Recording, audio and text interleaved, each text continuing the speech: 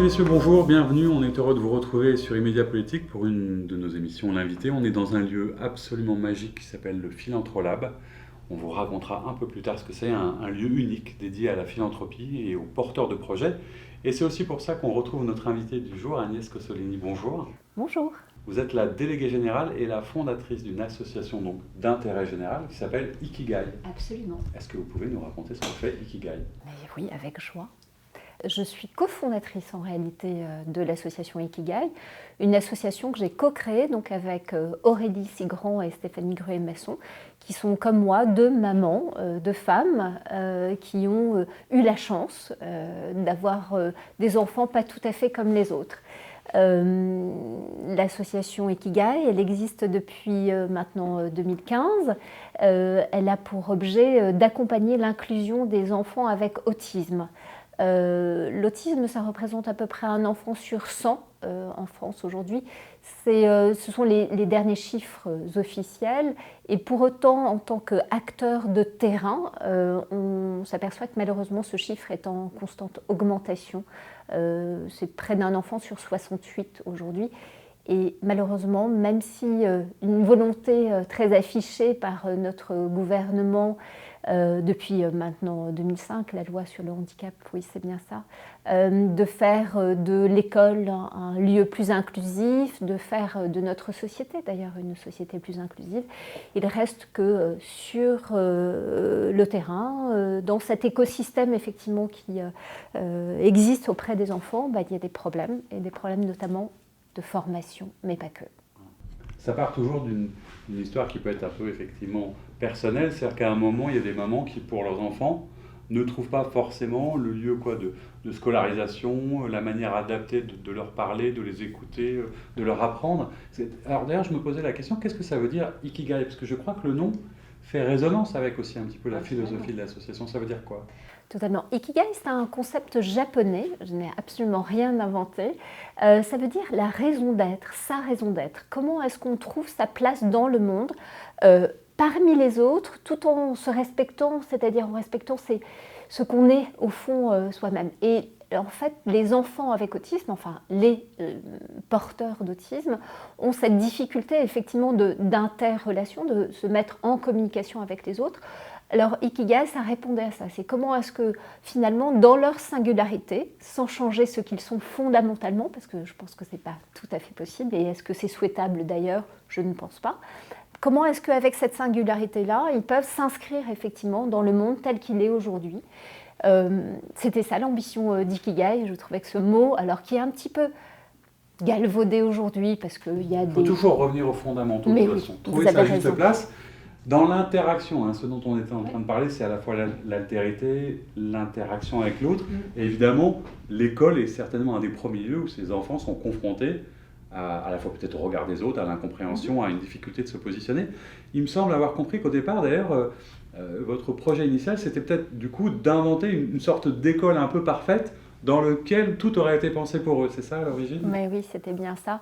Dans un monde parfait, une école parfaite. Bon, malheureusement, il paraît que la perfection ne fait pas partie de ce monde, et j'en suis fort heureuse. Mais effectivement, pendant 2 ans, le projet associatif, c'était vraiment de co-construire une école inclusive, totalement effectivement à parité entre les neurotypiques, tels qu'on appelle les gens normaux, et les atypiques, qui sont effectivement ces enfants avec autisme, mais plus généralement tous ceux qui ont des troubles neurodéveloppementaux.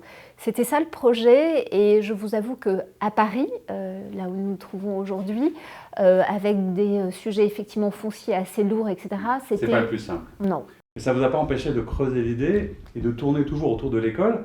Et du coup, aujourd'hui, l'association, qu'est-ce qu'elle fait? Qu'est-ce qu'elle propose dans le cadre de l'école et avec l'éducation nationale? En fait, on est resté vraiment focus sur l'école, parce que c'est le premier lieu de sociabilisation en fait, pour les enfants. C'est comment est-ce qu'on fait société? On commence à faire société effectivement avec le groupe classe, avec le groupe école. Et donc du coup on s'est dit on ne peut pas faire l'école, mais on va pouvoir penser ce qu'il y a à l'intérieur de l'école. Et à l'intérieur de cette école un peu idéale effectivement qu'on avait imaginée, il y a effectivement une classe où probablement des élèves, des enfants seraient sensibilisés effectivement à ce que c'est que la différence. Donc ça veut dire effectivement du coup apporter des outils, des parcours, des jeux inclusifs pour ces enfants.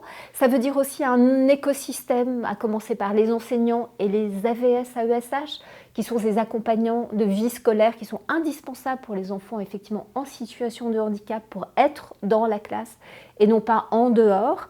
Et donc on a établi effectivement et pensé des parcours de formation. Alors on n'est pas un organisme de formation, mais on a pour ambition quand même de sensibiliser avec des outils, des boîtes à outils assez concrètes qui sont très mises en place, mises en œuvre d'outils concrets dans la classe, comment on fait pour comprendre l'autisme et comment on fait surtout pour entrer en relation avec cet élève qui paraît un petit peu plus complexe que les autres. C'est vrai qu'on imagine que l'éducation nationale n'a peut-être pas forcément ou le temps ou les moyens de toujours former ou préparer les enseignants à ça. Et c'est une manière de leur transmettre un peu comme une boîte à outils pour faciliter le contact, parce qu'une des difficultés, c'est justement le contact avec l'enfant autiste. C'est ça qui... C'est tout à fait ça. Cette difficulté à entrer en relation avec l'autre. Et ce dont on s'aperçoit, c'est que, au fond, tout ce qu'on met en œuvre effectivement pour les enfants avec autisme sont de merveilleux outils, parfois de communication d'ailleurs pour les autres. Ça réinterroge encore sur justement nos singularités. On est tous un peu finalement singuliers. Et donc trouver des outils un peu différents de ce que l'école propose aujourd'hui pour entrer en relation avec les autres, pour mieux comprendre le monde dans lequel on s'inscrit, eh bien au fond, voilà, les enfants... communiquer globalement, de toute façon, ouais, ça sert à tout le monde. Ce serait chouette. Alors c'est une association qui existe depuis au moins 3 ans. Vous avez fait des tas de petites choses, des modules, étape par étape, avec, je suppose, beaucoup d'autres parents, d'autres mamans, des partenaires, des bénévoles, des gens qui s'engagent avec vous. Qu'est-ce qu'il y a comme perspective aujourd'hui? Quels sont vos prochains projets? Comment vous allez vous développer et de quoi vous avez besoin pour le faire? Alors, Ikigai, pour l'instant, s'est développé vraiment sur 2 piliers.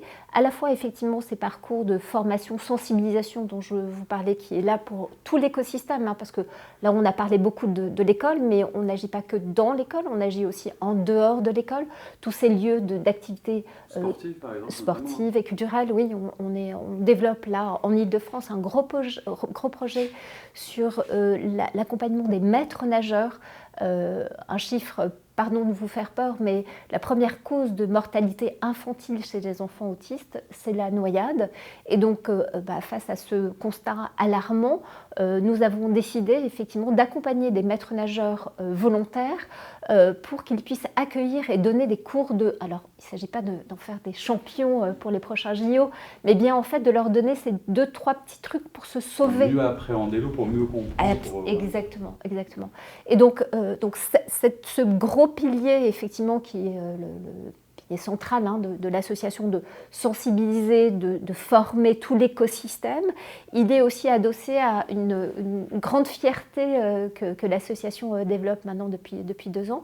C'est la création d'outils, et notamment d'outils numériques, digitaux. Nous avons co-créé, réalisé, produit une web-série qui s'appelle Tout s'arrange et qui est à destination en fait, des enfants avec autisme. C'est une sorte de mini-série. Là, on a fait la saison 1 et donc, du coup, pour répondre, parce que je n'ai pas oublié votre question, à nos ambitions d'après. Faire la saison 2. Exactement. Donc la saison 1, c'était à l'école. Et au fond, cette mini-série Tout s'arrange, elle aide les enfants à se faire des copains à l'école. Comment est-ce qu'effectivement, avec leurs particularités, ils vont pouvoir mieux communiquer, mieux échanger avec leurs camarades de classe. Comment d'ailleurs leurs camarades de classe du coup, peuvent mieux comprendre pour aller se faire eux-mêmes des copains. Et ça a été la belle surprise de la web-série, parce qu'effectivement, on a pensé aux enfants autistes et puis finalement... Les enfants s'y sont intéressés. Exactement. Donc plein de projets, et c'est aussi sans doute pour ça, on parlait au début de notre entretien du Philanthrolab, que vous vous retrouvez aujourd'hui dans cet incubateur assez unique. Qu'est-ce que vous allez y faire et de quoi vous avez besoin quelque part pour franchir un peu une nouvelle étape, un nouveau palier dans la vie de l'association? C'est exactement ça. On s'est senti vraiment en fait comme un moment un peu mature de l'association. Ça fait effectivement 5 ans qu'on existe. Si on enlève les 2 ans effectivement de la création d'école, au fond Ikigai ça existe vraiment depuis 3 ans.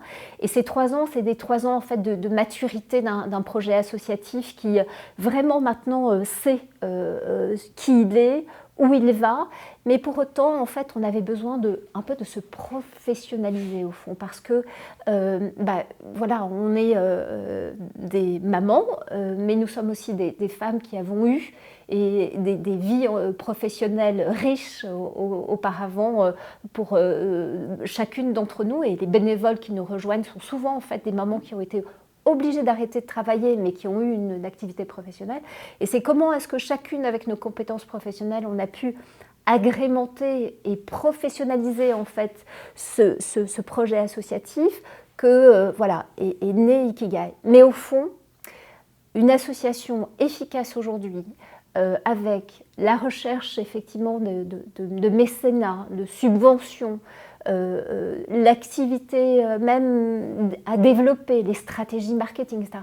Le milieu associatif aujourd'hui a besoin d'être aussi performant qu'une entreprise classique. Et là, il nous manquait quelques billes. Et voilà, on a eu beaucoup de chance, on a postulé parce qu'il faut le mériter auprès du Philantrolab, et on a eu la chance d'être retenu pour cette première promotion. Ouais. Mais encouragé probablement aussi par cette expérience fabuleuse qu'on a eue avec cette candidature posée auprès de la fondation La France s'engage, qui est la fondation que porte François Hollande, et qui nous a porté en fait jusqu'à la dernière phase des finalistes. Bon, malheureusement, on n'a pas été lauréat.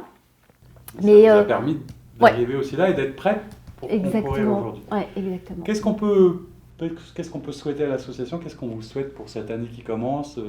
Est-ce que vous avez besoin de visibilité, certainement un peu de notoriété? On va y contribuer modestement. Ouais. Est-ce qu'il y a besoin de bénévoles? Est-ce qu'il y a besoin de dons? Est-ce qu'il y a besoin C'est le moment de lancer un appel On a besoin de tout ça. Voilà. On a besoin effectivement de bénévoles, parce que c'est ça en fait le cœur du milieu associatif. Hein. C'est des mamans, des papas, là en l'occurrence pour Ikigai, mais pas que, des membres de la société civile qui ont envie, des gens de la société civile qui ont envie de donner à la fois de leur temps, mais de leurs compétences pour ce projet qui est finalement un projet d'inclusion, hein, vraiment, c'est éducation inclusive, c'est la baseline en fait de l'association Ikigai, d'adhérents, parce que une association, ça vit aussi effectivement avec, c'est très important pour les mécènes notamment qui nous accompagnent, de voir combien d'adhérents effectivement ont signé en bas de la feuille pour accompagner le projet associatif d'Ikigai. Et puis on a besoin de mécènes bien sûr, parce que aujourd'hui voilà, le projet économique d'une association, c'est quelques développements d'activités, mais c'est pas ça le fond du sujet. Le sujet, c'est l'intérêt général, et l'intérêt général, il doit être supporté par l'ensemble de la collectivité. Ça veut dire, nous, les parents, effectivement, on contribue. Je peux vous dire que les parents d'enfants porteurs d'autisme, ils contribuent chaque jour, effectivement, à faire société avec les autres, en accompagnant leurs enfants. Les collectivités publiques, typiquement, dans le projet de natation, les villes mettent à disposition les bassins et leur personnel pour accompagner ces enfants. Et puis enfin, les mécènes privés, les dons de particuliers, mais aussi les fondations d'entreprises privées, qui sont très précieuses parce qu'elles viennent effectivement apporter la troisième brique, qui est juste fondamentale aussi, qui est celle du financement. Mais nous développons de plus en plus avec certaines entreprises du mécénat de compétences. Donc, avis à tous les salariés de France qui ont envie de venir. Voilà. On va retrouver de toute façon tout ça. On va évidemment mettre l'adresse du site internet pour pouvoir retrouver tout ce que vous faites et vos besoins. Merci beaucoup Agnès Cossolini d'avoir accepté d'échanger. On a été heureux de pouvoir mettre aussi en lumière et en avant ce que vous faites. Et c'est un peu la philosophie d'Immédiat Politique. Je vous dis à très bientôt pour une nouvelle émission.